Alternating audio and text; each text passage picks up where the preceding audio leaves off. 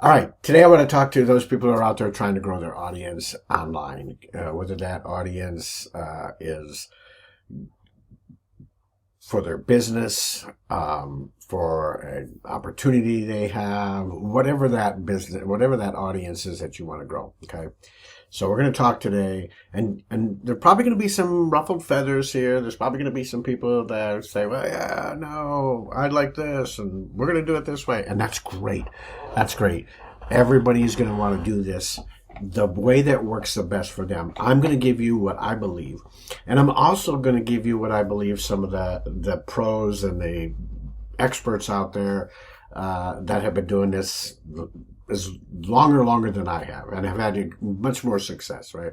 Now, I want to give kudos to a gentleman by the name of Graham Cochran. He wrote a book, and I think the title of the book is How to Get Paid for What You Know, which I'm sure it is, and I'll put a link in there. But if you just go to grahamcochran.com/book, it'll take you right to Amazon where you can purchase that book. If you haven't purchased it, if you haven't read it, get it on Kindle, get it on, I believe it's available on audio, get the hardcover, hardback cover book of it, whatever. But I certainly encourage you to read his book.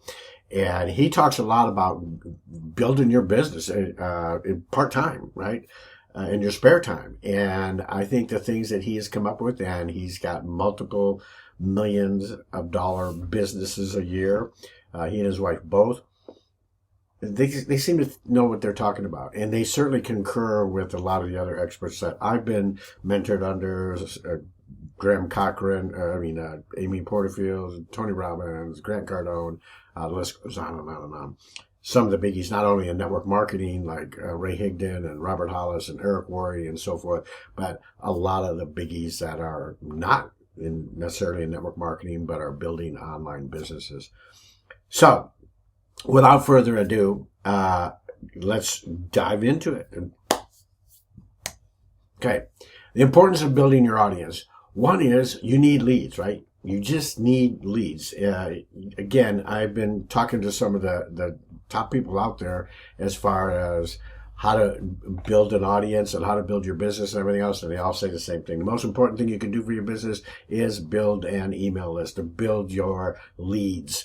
And you need that. And you need people to talk to, right? About whatever your offer is, whatever that you thing that you're doing. Maybe it's a course, maybe it's a product, maybe it's a book, a guide, a checklist that you want to give away. Maybe it's a network marketing opportunity that you want to promote. You still need people to talk to. You can't get away from that in this day and age, or in any day and age. If you don't have customers, if you don't have people to talk to, you won't have a business, right? So we need to build an audience. We need to build that auditorium of people that we can get up on stage and talk to, right?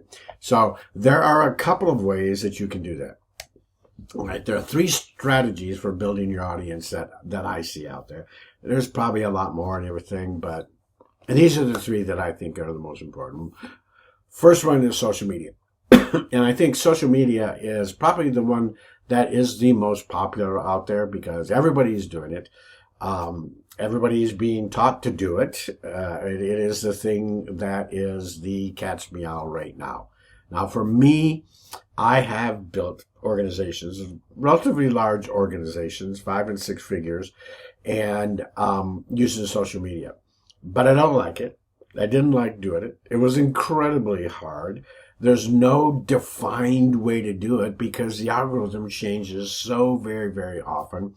And you can see here, an example from Instagram is that 10% or less even see your post. So it's all about luck. It's all about like throwing that spaghetti up against the wall and hoping something will stick. You don't have control over that, right? You can put as much up there as you want, and when you become big, if and when you become big, and you're hoping for something to go viral, and it may or may not, and that one thing goes viral, and yay, that's really great. But it's not long term. People can't find your stuff half the time. It's very, very temporary. You put a reel up or a TikTok up, and it goes away. It used to be that in the beginning where you were doing like Periscope and things like that your videos only stayed up for a little bit and then they disappeared, right? So, And the other challenge I think with social media is that people are always jumping to the next best thing, right? When I first got started, it was Periscope and Twitter, and then Facebook came along and had their Facebook Lives, and we did that for a while. Then Instagram became good, and Pinterest, and then it was Reels, and then it was YouTube Shorts, and which YouTube is really not a social media platform, and now TikTok is the one, and I just see all of these. Every time someone new comes out, there's YouTube videos all over about it, and everybody jumps to that, and everybody jumps to the next one. In my opinion, for me, it is just not reliable. The average person struggles very, very hard at it. They see a few people have major success, and they're like, hey, I'm going to do this. And they spend day in and day out, any spare moment they have on their, doing their posting and connecting and doing all that stuff. Okay. My 2 cents on social media. I'm just not a big fan. Not for at least building your audience necessarily.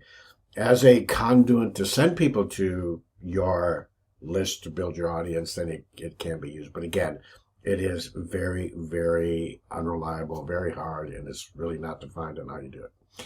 The second one is paid ads. And I know a lot of people just swear by paid ads. The good news about paid ads is they are scalable. If I know that I'm going to put in $1 in my ad and get $2 out, now I just increase that money, right? But they're unreliable because, again, it always changes. You're not really targeting that know, like, and trust. You're just targeting an apparent possible audience in either Facebook or Instagram and places like that. And you're hoping that you've got the right audience defined, you're putting money into it, and you just don't know. And then there's Apple iOS, which I love Apple, but they're locking down on privacy and things like that. The cost keeps going up, and it gets harder and harder and harder.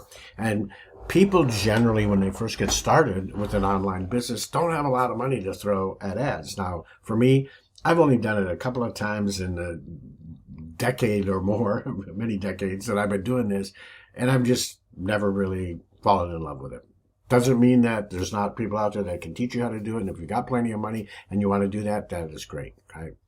Number 3, and which is my favorite, is my preferred method, is content marketing. Content marketing is creating free, valuable content, not on social media, but through one of the other platforms out there. And we're going to talk about that, okay?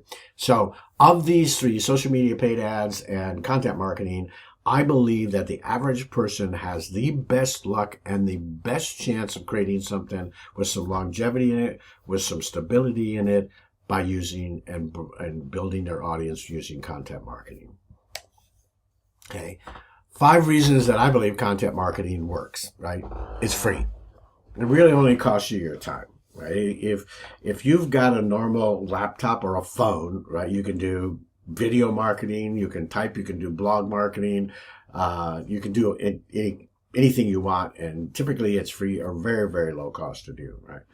The content is evergreen, meaning that you can create something like a YouTube video or a blog post or a podcast or something like that, and it is going to be out there forever. I still get leads from blog posts that I didn't even know were out there around anymore, because I'm not updating them, and they happen to be like on a WordPress site.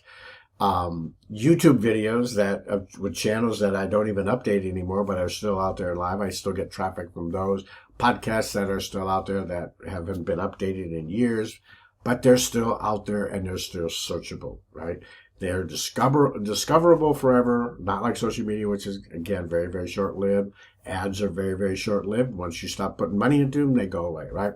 And they're searchable forever. And that, to me, is hugely, hugely profitable, hugely beneficial on building your audience. Number 3 is content creates trust and credibility, right? It helps you build that know, like, and trust. If you're always pitching people and you don't really have the ability, like a lot of times on social media and on ads specifically, it's hard to build that know, like, and trust, right?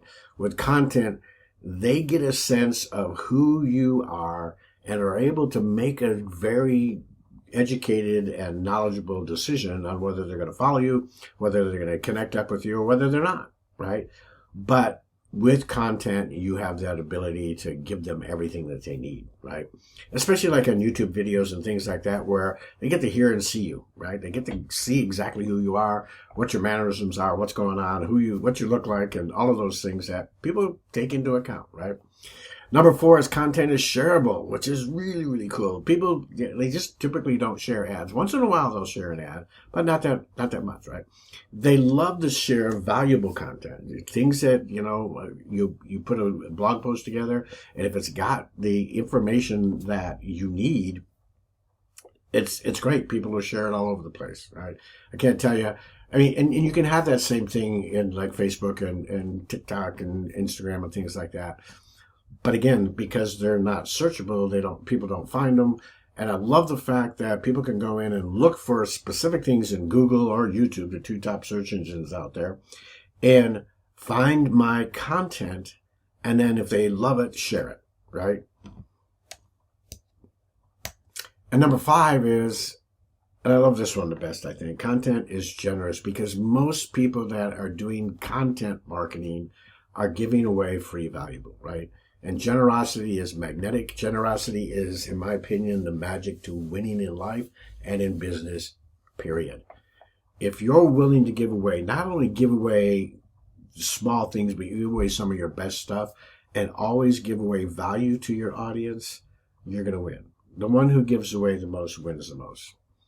And I like this last point. Every niche is crowded right now, but every niche out there is just pitch, 98% of it. If you can give, you're going to stand out and be that much further ahead than everybody else, okay? Those are 5 of the reasons I believe content marketing not only works, but is a much better method than using social media or paid ads. Now, not saying again that those don't work. They do work. I've used social media to build organizations and network marketing especially, and they work. They're just hard. They're not long-term, and they just can't build that know, like, and trust like content marketing can. 3 best types of content to create. And I think this is important that you understand that there's probably a lot of different content that you can put out here, but I believe these are the 3 best, and for the reasons that we're going to talk about, right? First one is podcasts. And I think podcasts are underrated by a lot of people, and they think they're hard to do and so forth, but they're not. And they're very, very inexpensive. You could use the mic off your phone with perfect quality and so forth. You don't have to go out and buy, not to mention USB mics now. The one I've got, which has got great quality on it and so forth, it was, I don't know, like $69 or something, less than $100. And podcasts are one of those platforms that have incredible loyalty. People will not only listen to podcasts all the time because they can take them on their phones, they can listen to them in the car, they can listen to them to travel, they can listen to them when they're working out. They're just available all over the place, whatever you're doing. I see people running and, asking what they're listening to and, their favorite podcast, right? So there's an incredible loyalty to people listening to your podcast if you can grab that audience. And once you have that loyalty, then they're going to take whatever you recommend for what it's worth and purchase it and so forth. The other thing is that it's, if you use a good platform to promote them, I use Kajabi because podcasts are one of the products, and all I do is whenever I make a YouTube video, if it lends itself to being a podcast because it doesn't need all the training, maybe sharing the screens and screen captures and all that, like this one, for instance, will probably end up being a podcast. It's easy to just repurpose that content, right? Now, the cons are you do have to learn to speak relatively well if you're going to do a podcast, and you have to do it in a quiet place. If you're doing a podcast and there's all kinds of traffic noise or trains or, wind noise and all that stuff in there, because they're audio only. And I will tell you that when you're creating content that is in a media of audio or audio and video, the most important thing that you want to do is have good audio. People will put up with video that might be, low resolution and everything as long as it's got good audio. they won't put up, even if it's good video, if they've got to turn on the closed caption because the audio is so bad. So it's important to make sure of that.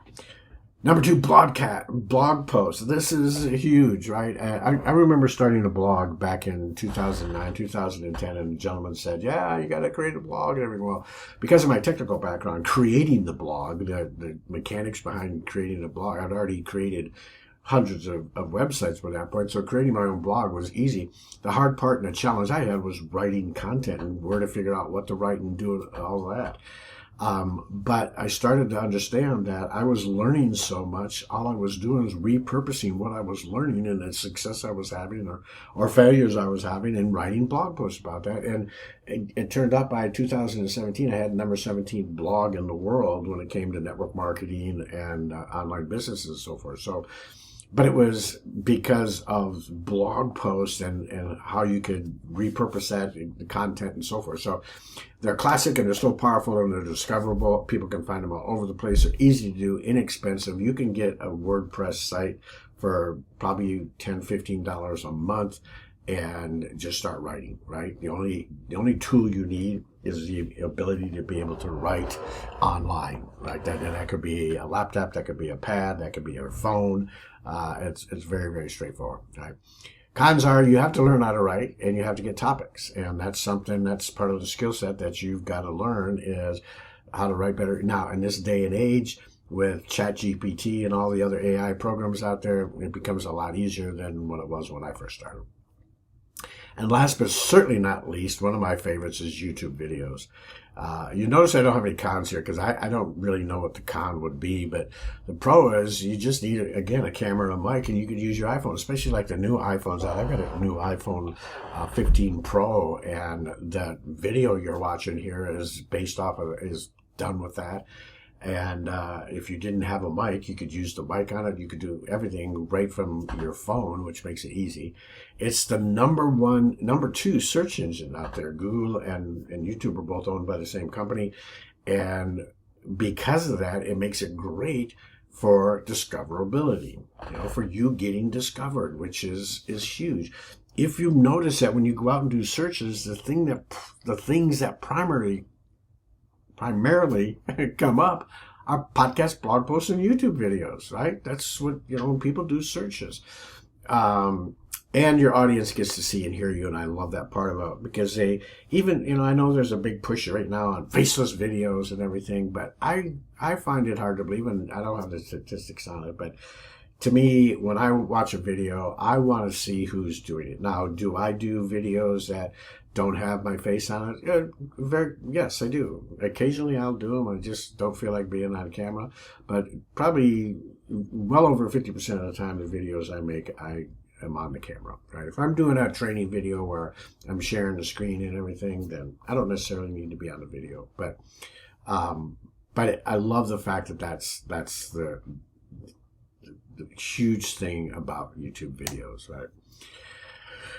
All right, so now that you kind of understand, at least where I'm coming from, and again, I tend to be kind of off the beaten path with a lot of the things out there that the average person is being taught, because I think a lot of people are being taught something that the person teaching them just wants to build their, business and so forth, and they've had their social media influencers, so they're going to try to teach everybody to do social media. I would like to think that the average person that is just getting started in a business, they just don't have that social media influence going. If they do, then great. They don't need training on it. They've already got, 3,000 or 4,000 people out there. And if you look at, again, the statistics, if less than 10% of people are seeing your posts, you better have a pretty big audience if you want to, get some traction going for your business, right? So here are the 2 secrets that I would give you. The first one is probably the most important to me is be consistent. I know when I first started using social media, one of the things that my mentors kept telling me was, even if you're doing it wrong, be consistent. Be consistent. Show up every day. Show up when you say you're going to show up. If you're going to do, post 3 times a week, then do post 3 times a week, right? It would be the same as if you were watching a TV series and they come on every Wednesday at 8 o'clock and all of a sudden they just stopped. And then they started back up and you were like, okay, well, you know what? I kind of started watching something else at the same time frame now. So I didn't know that would be a big deal when I was a kid because we didn't have the ability to record things. Now, you just record it when it comes up, it comes up. But the reality is decide on what you're going to do. Minimum, in my opinion, minimum is once a week until you get established. I would recommend 1 to 3 times a week. One of the things that I learned a long time ago as far as the easy button or the magic button is take massive action. So if you're just getting started, boy, I would do at least 3 times a week minimum if you're doing videos, if you're doing blog posts, if you're doing podcasts and so forth. Get yourself out there. And number 2 here is be bold or polarizing. And I was in reading Graham Cochrane's book. I love what he talks about because a lot of things that he does go kind of against the grain, not just to go against the grain. Okay, don't just go against the grain to go against the grain, but go against the grain because if that's what you believe. And I agree with him in a lot of things. I grew up being taught, those that work harder, if you can outwork everybody else, you can be more successful than everybody else. And I think that's true to a certain extent. But I think what's more true is if you can be smarter about what you do than everybody else. You get 2 things. One is you can have the success and you don't have to work that hard. It's not because I'm lazy, because anybody that knows me, my family, everybody else knows I'm up at 3:30, earlier some mornings like today. And I'm going all day long. And so it's not that I have a affinity, something against work. It's just I would rather be spending time with family. I'd rather be doing other things that I like to do than working. So if I can work smarter and have this same results and better, then that's a great thing, right? So if you're going to take training from me, I'm going to tell you it's not necessarily all about working hard. It's about working smarter. And I believe that is totally true. So that's not necessarily the normal trend, right? Everybody else is teaching work harder, right? And I like this other one. Don't be palatable. Don't, just give the same thing that everybody else is doing, right? You don't have to be original, but you do have to be unique. So the topic I'm talking about right now is not an original topic, but I'm hoping it's going to be unique. I'm hoping that people will see that there's other ways to do things and you don't have to just follow the crowd because most everybody's doing social media and paid ads and everything. And I don't believe that that's the best way to build your business as far as long-term and sustainable and profitable. Okay, it may take you a little bit longer, and I don't know that that's true either. I see people struggling with social media for months and months and years on end trying to get an audience. So I know people say, well, social media is so much faster. I don't know that that's true because, again, most people don't have the wherewithal to do what they need to do and understand what they need to do with social media. And they don't have the consistency. They don't have that, I don't want to say the work ethic, but they just don't have the consistency. And they're not willing to take that massive action to get that thing, going, right? So don't be like everybody else. Be unique. Don't be palatable. Don't make yourself that mush that everybody's going to eat. Make some spicy taco out of it. So, all right. I hope this has helped you. I hope you can get something out of this and take your audience to a whole new level. There are a lot of, again, How to Get Paid for What You Know, the book by Graham Cochrane. Just go to grahamcochrane.com/book, and it'll take you. He's got it, forwarded the link right to Amazon where you can purchase it. It is one of the ones that I would have on my list. Now, I use Kajabi for everything that I do as far as my blogging, my podcasts, my lead magnets, and everything else. And if you're interested in getting a 30-day free trial, if you go to Kajabi.com, you'll get 14 days. If you go to my link, it is an affiliate link. I'll give you 30 days. Plus, I got a couple of bonuses. I'll give you my Kajabi mini course to help you get started so that in that 30 days, you can really take advantage of Kajabi and find out if it is for you or not. And if you decide to continue on with it, then I'm going to give you some free coaching and help you even take your business to that further place. So God bless you all. I can't wait to see you on the next one, and take the time to put yourself in that generosity arena. Give until it hurts, right? Those who give the most get the most. So God bless you. I'll see you on the next one.